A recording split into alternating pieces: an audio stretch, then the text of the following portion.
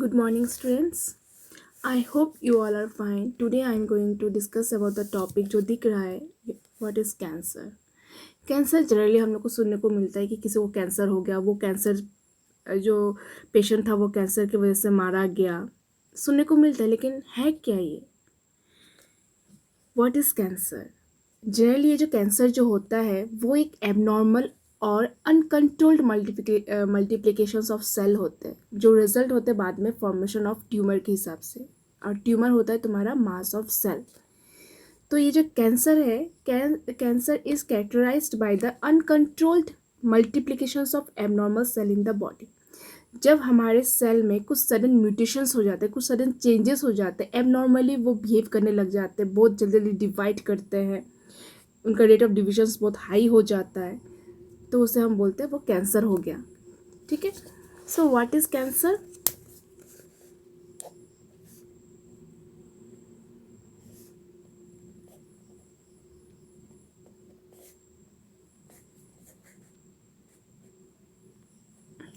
Cancer is characterized by the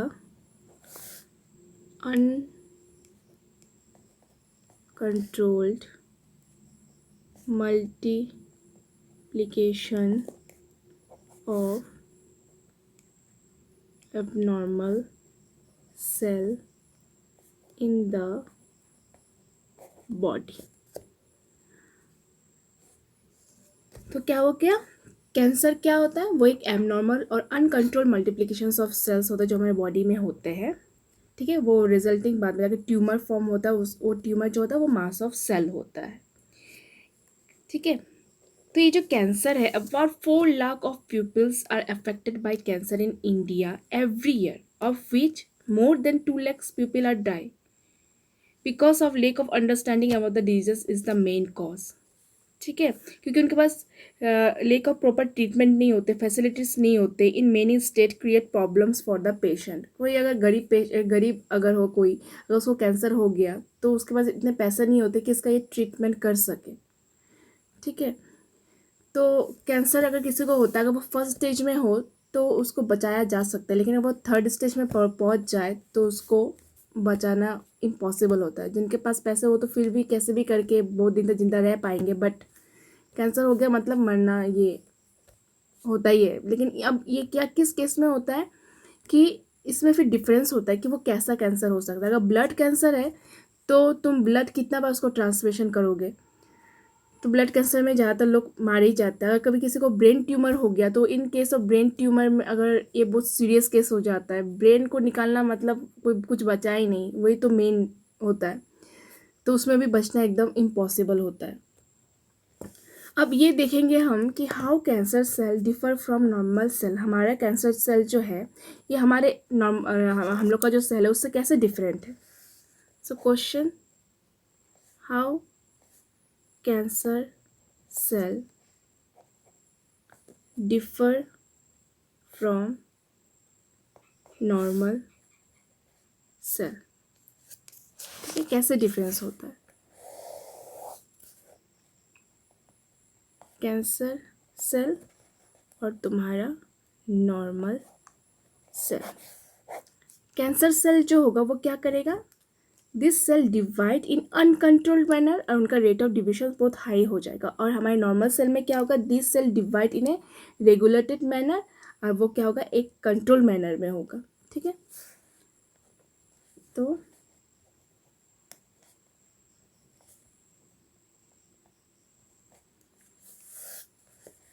this cell divide in uncontrolled manner and rate of division is high. This cell do not. अब जो cancer होता है, जो cancer cell, ये कोई inhibition show नहीं करता है जैसे कि हमारे नॉर्मल सेल में इनहिबिशन, कॉन्टैक्ट इनहिबिशन शो करता है. मतलब जो नॉर्मल सेल होता है उनके पास एक ऐसी प्रॉपर्टी है कॉन्टैक्ट इनहिबिशन की, मतलब स्टॉपेज ऑफ ग्रोथ और coming in contact with other cell. जब एक सेल दूसरे सेल के कॉन्टैक्ट में आते हैं तो उनका जो ग्रोथ है वो स्टॉप हो जाता है. बट कैंसर सेल में क्या होता है, एक कॉन्टेक्ट ऑफ इनहिबिशन लॉस होता है, ठीक है। नॉर्मल सेल में क्या होता है, जब एक सेल दूसरे सेल के करीब आता है तो वहाँ पे उसका ग्रोथ को रोक देता है, स्टॉप कर देता है। बट इस केस में क्या होता है, कोई भी सेल अगर एक दूसरे के कांटेक्ट में आते हैं तो वो और भी ज़्यादा क्या होता है, डिवाइड करने लग जाते हैं एबनॉर्मली, कॉन्टेक्ट इनहिबिशन के प्रॉपर्टी को नहीं मानते हैं। तो this cell do not show contact inhibition। इसमें क्या होगा, this cell divide in a regulated and controlled manner। और ये सेल क्या करेंगे, कंटेक्ट इनहिबिशन शो करेंगे। This cell show contact inhibition. After that third point यहाँ पे क्या होगा, इनमें एबिलिटी होती है, कैंसर सेल में ये एबिलिटी होती है कि वो मूव कर पाते हैं, to move in the body fluid and settle down at there, ठीक है, and divide. This show metastasis. मतलब एक कैंसर में ऐसी एबिलिटी होती है कि वो तुम्हारे बॉडी फ्लूइड के थ्रू, ब्लड के थ्रू मूव कर सकते हैं, वहाँ पे सेटल डाउन होकर वहाँ पे डिवाइड कर सकते हैं, और ये मेटास्टेसिस शो करते हैं। किंतु नॉर्मल सेल में ये मेटास्टेसिस जो होते हैं ये शो नहीं करते हैं।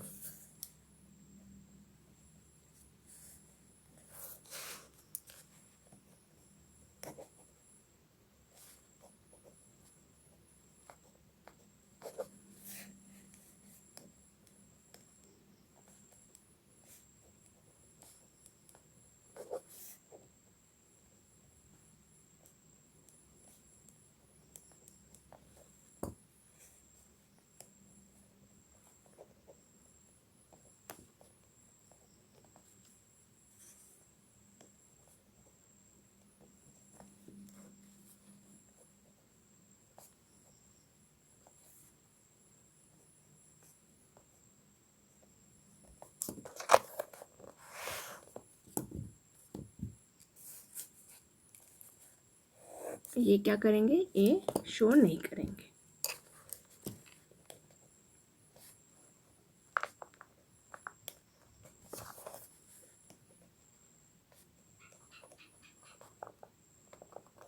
मेटास्टेसिस। अब क्या पढ़ेंगे, ट्यूमर।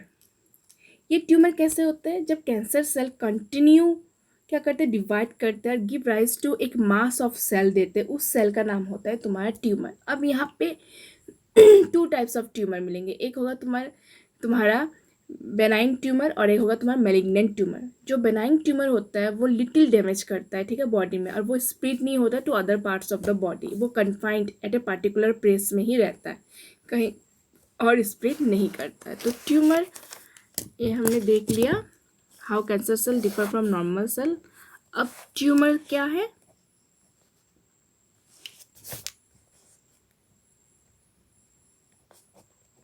जो कैंसर सेल होते हैं वो कंटिन्यूसली क्या करते हैं, डिवाइड करते हैं और एक मास दे देते हैं, उस मास को हम बोलते हैं तुम्हारे tumour.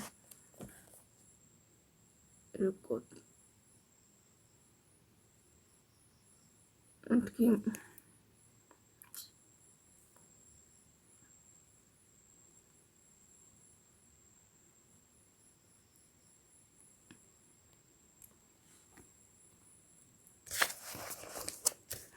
Tumour,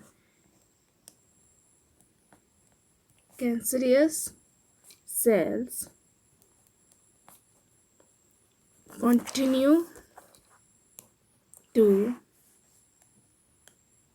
divide, giving rise to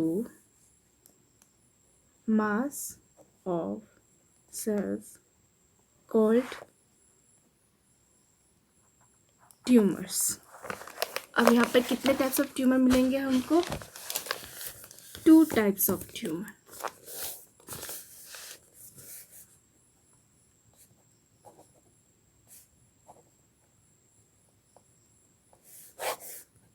एक है तुम्हारा बेनाइन ट्यूमर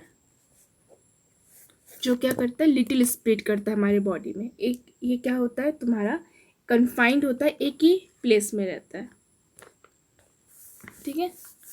तो it confined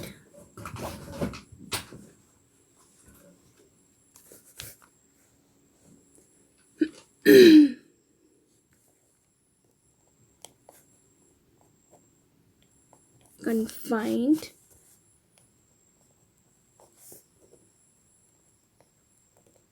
to the particular place where it is formed। ये जहाँ पे ओरिजिन होता है वहाँ पर ही रहता है, वहाँ से हटता नहीं है, वो स्प्रेड नहीं करता। ये हमारे बॉडी में लिटिल डैमेज करता है, ये कहीं पे स्प्रेड नहीं होता। Do not spread to other part. After that ये क्या होता है, एक confined at a particular place में रहता है, ठीक है, और स्प्रेड नहीं करता, और ये थोड़ा डैमेज करता है हमारे बॉडी में। आफ्टर दैट अब देखेंगे हम मैलिग्नेंट ट्यूमर।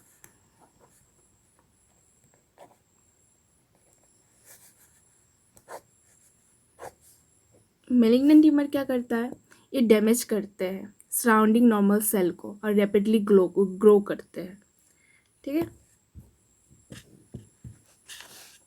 ये पहले में तो स्मॉल रहते हैं, वो फर्स्ट जब होता है वो स्मॉल रहता है, धीरे धीरे क्या होता है, स्लोली स्लोली वो रैपिडली ग्रो करने लग जाते हैं। आफ्टर दैट ये कैंसर सेल जो होता है स्प्रेड हो जाते हैं, तुम्हारे पूरे के पूरे बॉडी में फैल जाता है, जहाँ पे होगा वहाँ से लेके पूरे के पूरे हर एक पार्ट में पहुँच जाता है। जैसे कि अगर तुम्हारे स्टोमक में हुआ तो वो स्टोमक से तुम्हारे सीधा कहाँ पहुँच जाएगा, तुम्हारे पेनक्रियास में जा सकता है, बाद तुम्हारे इंटेस्टाइन में जा सकता है, ये हर जगह पे जाके अपना असर दिखाना शुरू कर देगा, वो एक ही प्लेस में नहीं रहेगा। इसलिए ये मैलिग्नेंट जो ट्यूमर होता है ये बहुत डेंजरस होता है,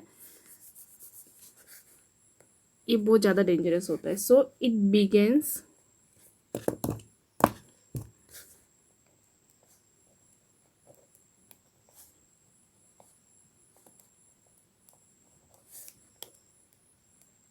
small tumour growth at first, छोटा होगा फर्स्ट में, फिर धीरे धीरे ग्रो स्लोली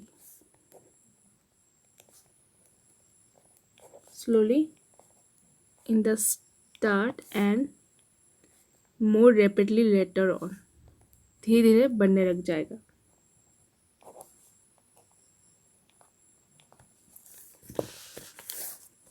लेटर ऑन ये जो सेल है तुम्हारा सेपरेट होगा तुम्हारा ओरिजिनल साइट से और माइग्रेट करेगा through blood to the other side and the redivide to form secondary tumours. Primary tumour से वो सेकेंडरी ट्यूमर बना देगा, तब तो वो बहुत बड़ा डेंजरस है, ठीक है।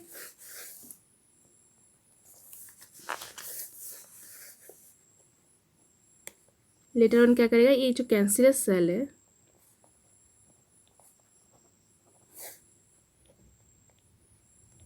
सेपरेट ऑफ, अपने अपने पोजीशन से हट जाएगा, सेपरेट हो जाएगा from the original site.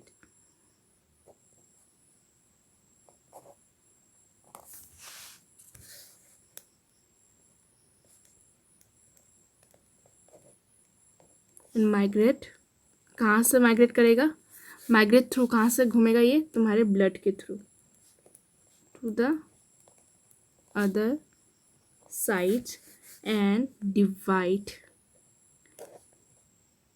Divide करेंगे, एबनॉर्मली डिवाइड करते रहेंगे, रीडिवाइड करते रहेंगे,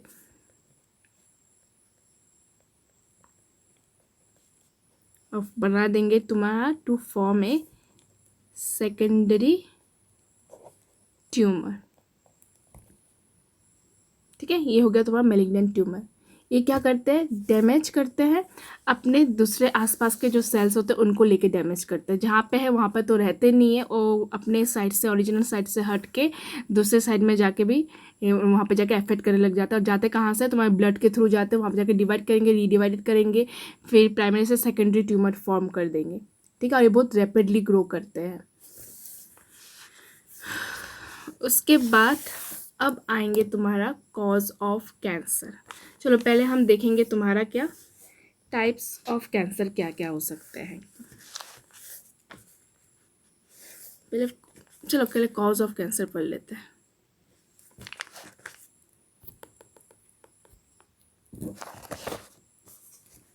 कॉज ऑफ कैंसर। यहाँ पे देखना एक कार्सिनोजेन का एक नाम है, कार्सिनोजेन, जो कि होता है तुम्हारा क्या, कैंसर कॉजिंग एजेंट्स जो होते हैं, जो कैंसर कॉज करते हैं, ठीक है, कैंसर कॉजिंग एजेंट्स को हम बोलते हैं कार्सिनोजेन। वो कैसे होते हैं तुम्हारे, बाई फिजिकल एजेंट्स हो सकते हैं, बायोलॉजिकल एजेंट्स हो सकते हैं, तुम्हारे केमिकल एजेंट्स हो सकते हैं, जो कॉज करते हैं कैंसर। तो कैंसर कॉजिंग एजेंट्स है तुम्हारा कार्सिनोजेन, कार्सिनोजेन कहते हैं। ये जो होता है बाई फिजिकल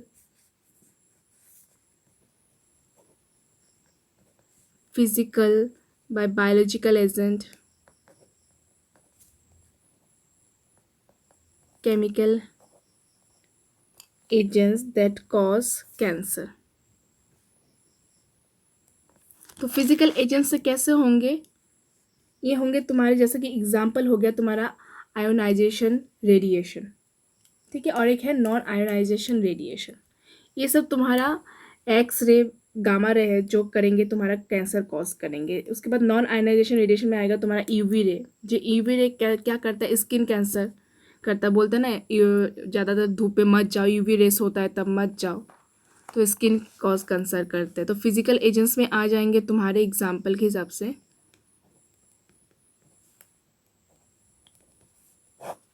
जो कैंसर कॉज करते हो। एग्जाम्पल हो गया तुम्हारा आयोनाइजिंग रेडिएशन, ये होते हैं तुम्हारा एक्स रे और गामा रे।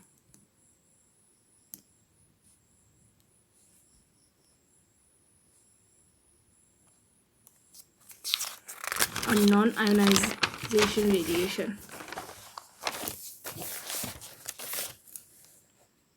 और एक एग्जाम्पल हो गया नॉन आयोनाइजिंग रेडिएशन, एग्जाम्पल हो गया यूवी रेस, जो कॉज करते तुम्हारे स्किन कैंसर। उसके बाद हो गया तुम्हारे केमिकल एजेंट्स। केमिकल एजेंट्स में जैसे कि तुम्हारे आ सकते हैं टोबैको, स्मोकिंग करते हैं, बीटल नट खाते हैं, ये सब तुम्हारे एक तरह का क्या है, केमिकल है। जो भी डस्ट पार्टिकल्स होते हैं, ये सब तुम्हारे केमिकल्स के थ्रू होते हैं। ज़्यादातर टोबैको चबाने से, बीटल नट, ये सब तुम्हारे माउथ कैंसर कर सकता है, थ्रोट फेयरिंग्स कैंसर हो सकता है।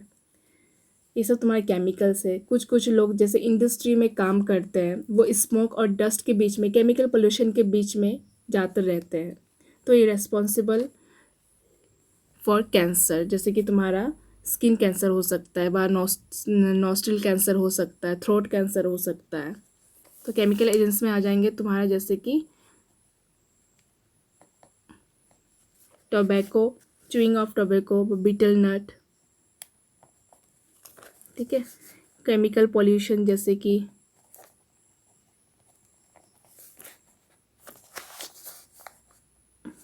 स्मोक, डस्ट पार्टिकल्स, ये सब तुम्हारे कैंसर कॉज करेंगे। आफ्टर दैट बायोलॉजिकल एजेंट,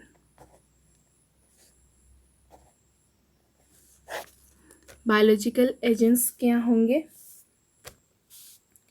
यहाँ पे वायरस के थ्रू जो फैलते हैं। एक होता है वायरल कॉजिंग कैंसर, एक वायरस होता है जो कैंसर कॉज करता है, जो उसको हम बोलते हैं oncogene, cancer causing virus, oncogeny, जो क्या करते हैं, cancer causing viruses, they have viral and oncogenes जो कैंसर कॉज करते हैं। एक्चुअली जो हम लोग का जो समटाइम जो नॉर्मल सेल होता है, वो क्या होता है इन आवर बॉडी, वो प्रोटो ऑन्कोजन होते हैं, मतलब वो नॉर्मल सेल होते हैं, ठीक है। अब ये proto oncogene get converted into cellular oncogene and that cause cancer. जब ये प्रोटो ऑन्कोजन कन्वर्ट हो जाएंगे तुम्हारे सेलुलर ऑन्कोजन में, तो फॉर्म करेंगे तुम्हारे cancer,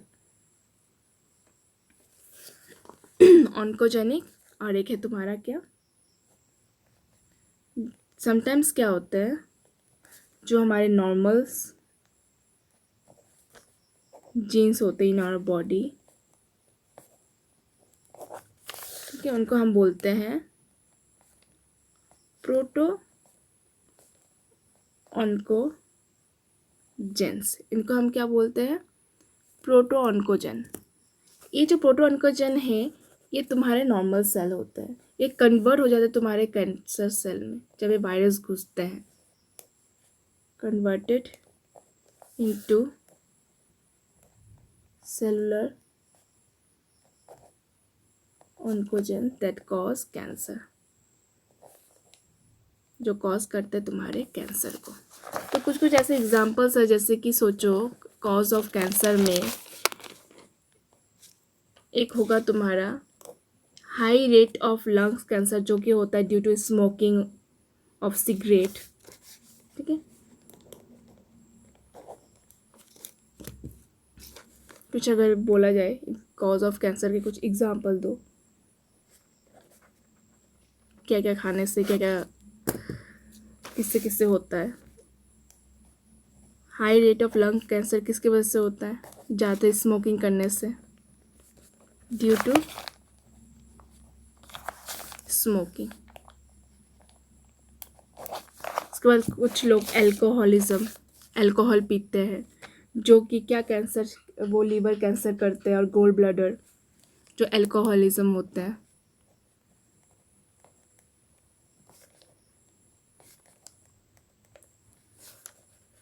has been implicated in cancer of liver and gallbladder। उसके बाद chewing of tobacco,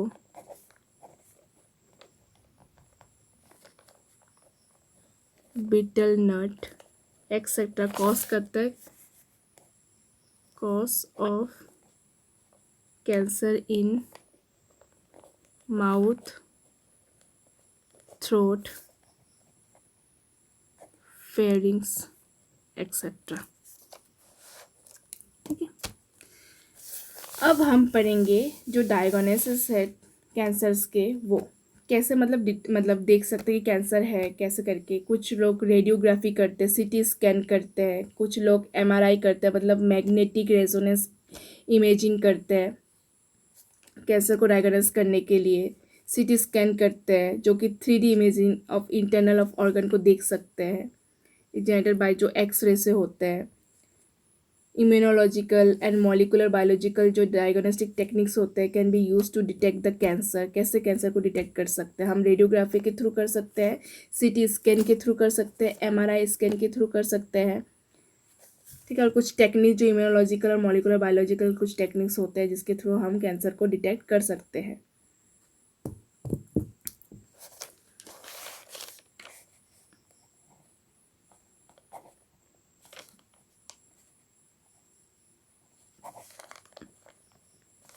diagnosing cancer कैसे कर सकते हैं, रेडियोग्राफी के थ्रू।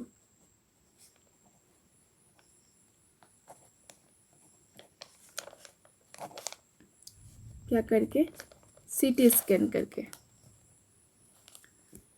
कभी कभी एमआरआई करके भी देख सकते हैं। एमआरआई स्कैन जो कराते हैं मैग्नेटिक रेजोनेंस इमेजिंग।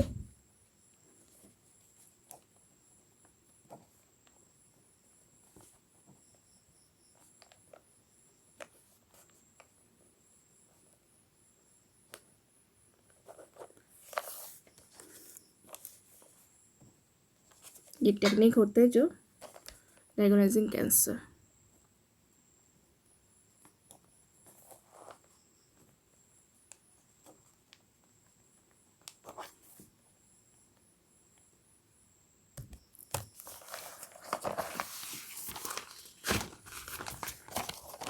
इसके बाद कुछ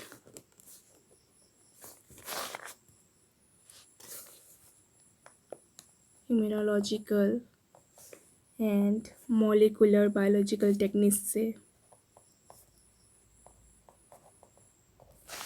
टेक्निक होते हैं जो क्या करते हैं, डायग्नोस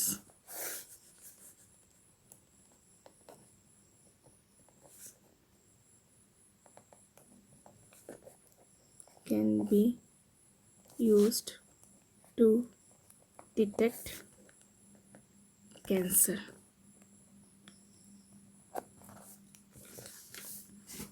अब पढ़ेंगे हम टाइप ऑफ कैंसर, कैसे कैसे कैंसर के टाइप्स हो सकते हैं, जिसे हम बोलते हैं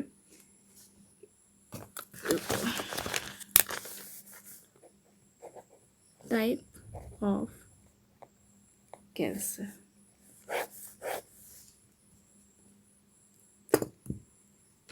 तो एक होता है तुम्हारा सरकोमा। ये सरकोमा जो होता है, ये अगर तुम्हारे मसल्स में, बोन्स में, टेंडन्स, बीएम टेंडन मतलब बोन्स एंड मसल का जो जॉइंट होता है उसको हम टेंडन्स बोलते हैं। टेंडन्स, कार्टिलेज, जो भी ब्लड वेसल्स होते हैं जो कनेक्टिव टिश्यू से रिलेटेड होते हैं उनको हम बोलते हैं सरकोमा। अगर किसी को मसल्स में कैंसर हो गया तो हम बोलेंगे उसको सरकोमा हो गया है, ठीक है, क्योंकि उसको मसल्स में है व बोन्स में है, उसको बोलते हैं सरकोमा। और एक है कार्सिनोमा। ये जो कार्सिनोमा है ओरिजिनेटेड होता है तुम्हारा इपिथेलियल सरफेस सेल, जो स्किन से जो होता है, स्किन कैंसर से जो रिलेटेड होता है उसको हम बोलते हैं कार्सिनोमा। आफ्टर दैट कुछ होता है तुम्हारा लिम्फोमस, जो तुम्हारे लिम्फेटिक सेल्स में अगर कभी कोई कैंसर हो गया, लिम्फेटिक टिश्यू में अगर हो गया, उनको हम बोलेंगे लिम्फोमस। तो यहाँ पे कुछ टाइप्स है जो है तुम्हारा, एक हो गया तुम्हारा सरकोमा, जो होता है कहाँ पे, कैंसर ऑफ मसल्स।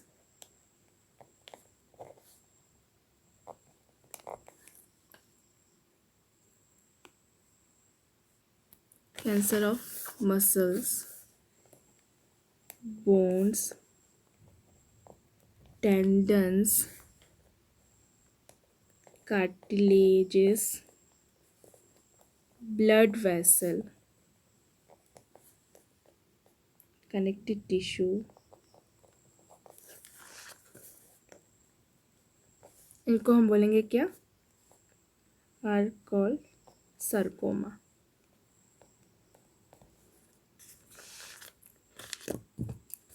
उसके बाद एक आएगा तुम्हारा कार्सिनोमा।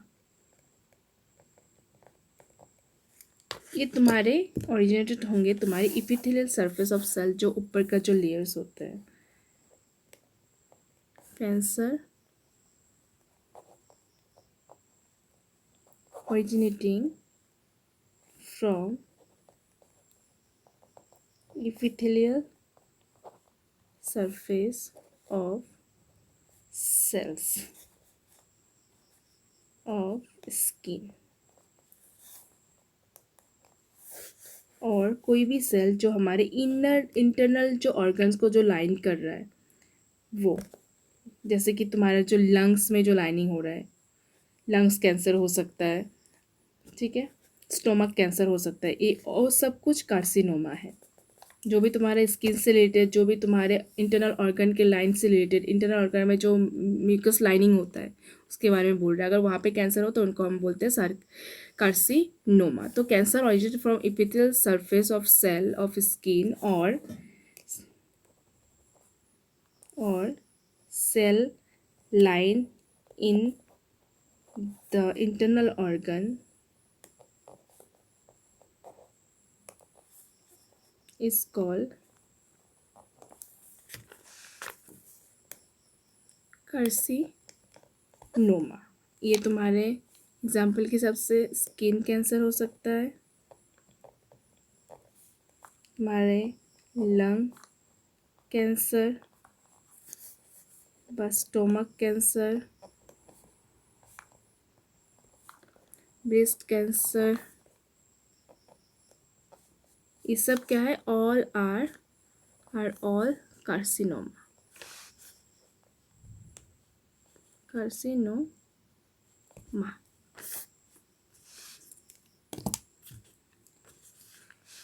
और एक है तुम्हारा मेलानोमस। ये जो मेलानोमस कैंसर्स होते हैं, मतलब मेलानोमस जो होता है ये तुम्हारे एक टाइप का कैंसर होता है जो होता है तुम्हारा मेलानोसाइट्स ऑफ स्किन में और अदर ऑर्गन, इसको हम बोलते हैं मेलानोमस।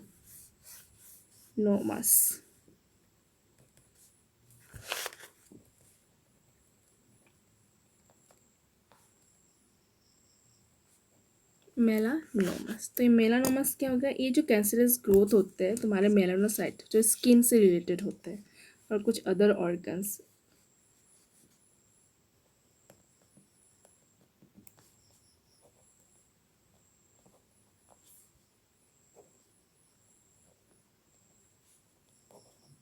Sides of skin are called